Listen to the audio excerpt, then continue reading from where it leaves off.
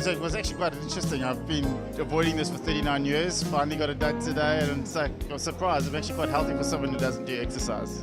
It's actually quite a good experience. Should do it more often. Thanks. It's very good because it's promoting health.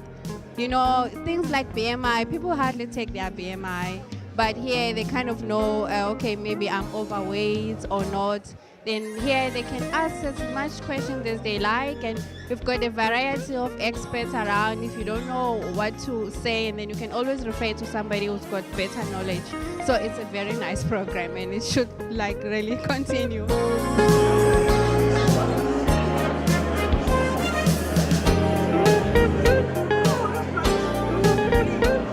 The stations, for those of us who may be first time to this, we start our first station at the Health Expo at registration, right? And if you have your registration pack with you, there are a number of pages that you received, but I want to draw your attention to two sheets that says Health Expo Survey. The other one says Personal Health Record. These are the two sheets that you will receive at the registration station. Now, when you organizing this, the Health Expo, you would want 1 or 2 people or 3 people at the station to fill out these forms. You don't want the people to fill it out. You're going to end up having to sit with a magnifying glass to decipher the different handwritings. Are you with me? So best that your guys sit there and they complete nice, handwriting and friendly.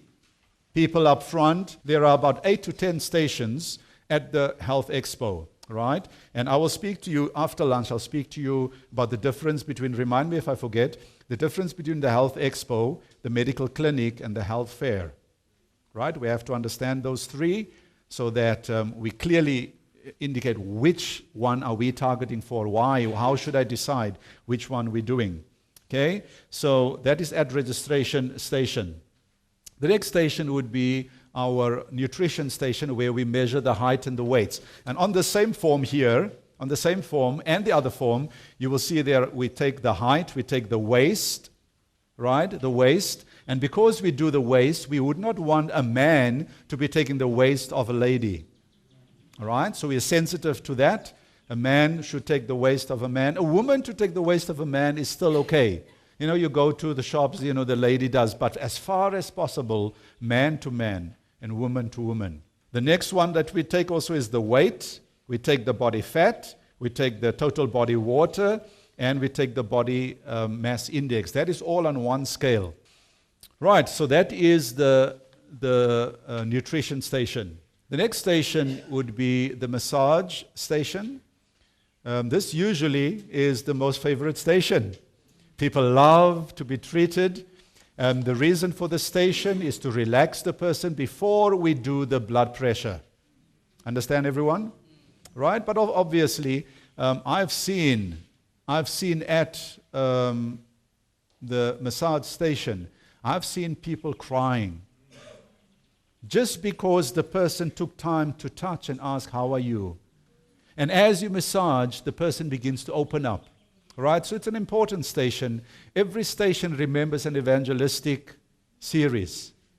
Right? It's an evening. Every station, something happens. There's a building that happens from station to station to station. Okay? After that, it is your blood pressure station. You can see the reading that will go on there. Number 5, the blood pressure that we take. After that, it is the lung capacity, testing the lung strength of the individual. There we want to get to things, for example, smoking, right? Your people that smoke, they will perform usually weak on the station. Asthma, etc. So those are links to our discussions, right, that follows. After that station comes the station 6, which is your exercise station. Right? And so obviously we all know that it follows the new start. Eh? Here we have the exercise station where we use the Harvard step test. And in that, at that station we record, it's quite an active station. Right? The young people love the station. We do pulse reading. We explain to the person the 3 minutes of, the step. After 3 minutes, do the pulse reading again. Right? and then rest for 3 minutes, and then the recovery pulse. Okay? And we'll explain later on. After that, 7 is the water station. There we talk about the internal, external benefits of water. The station 8 would be the blood sugar station.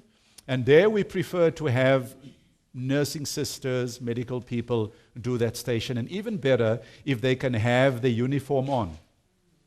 Because people feel immediately comfortable. You know, when you deal with needles and blood, we don't want to just take anybody and train that person and let them do it. You always look for your medical people. Right? BP, you know, we can still, but if you have enough medical people, let them be at the BP, let them be definitely at the diabetes, the blood sugar station. You know, it's credibility to your program when they see somebody there in uniform. Right, the next station is the computer health age station. Right, you have this form with you. It says there, discover your health age. This is a very, very good station. This is basically data capturing that they do into a software program, and then it kicks out some very important information, right? And everybody is always very interested in that. We'll talk more about that after lunch.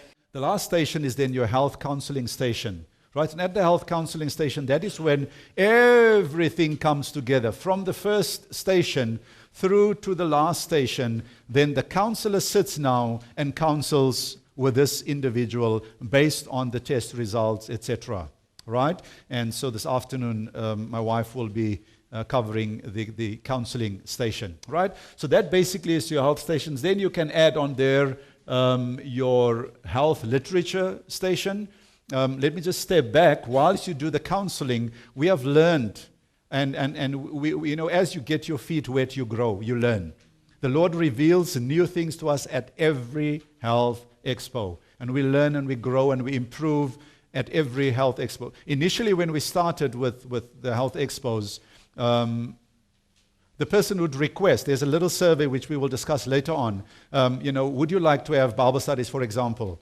Right? And the person would indicate, yes, we'd have Bible studies. Then we would go home with a stack of papers like this, you know, and we would data capture all this information, all right? And about 3 weeks, 4 weeks later, we would collect all the information in an Excel spreadsheet, and now we would discuss what are we going to do, right?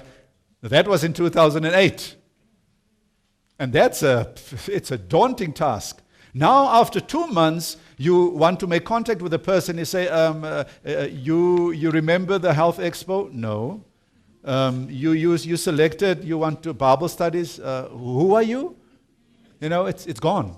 All right? And so we have grown through the years. I'm not going to take you through all the steps how we have grown. But right now, basically where we are is when the person indicate right there at the counselor. Now remember, the counselor has taken this person on a little journey.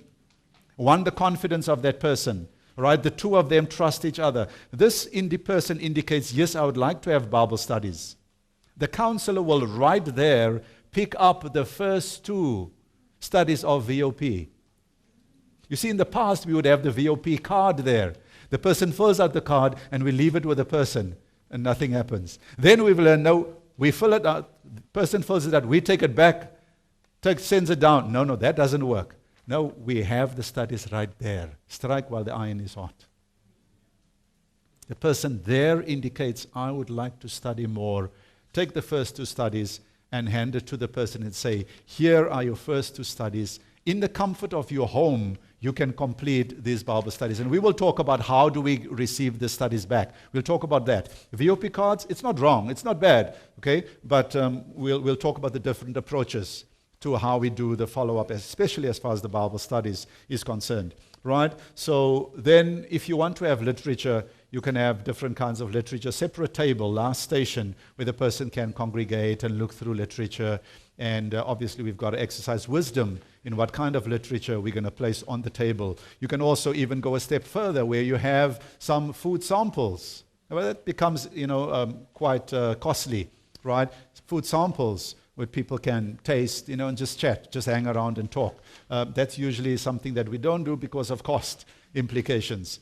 But these are just the stations, right?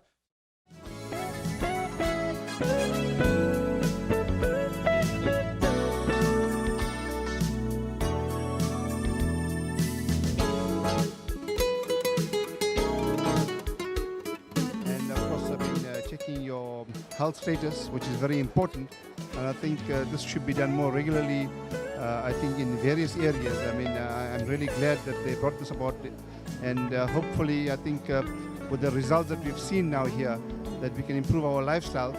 And obviously, in our lifestyles, whatever we do, that we, from the time you get up till the time you sleep, you've got things to do in your life, which will help you to live a better lifestyle. And obviously, coming to these seminars every year, and hopefully they have more in the future, that we can improve our lifestyle. Thank you very much for this expo.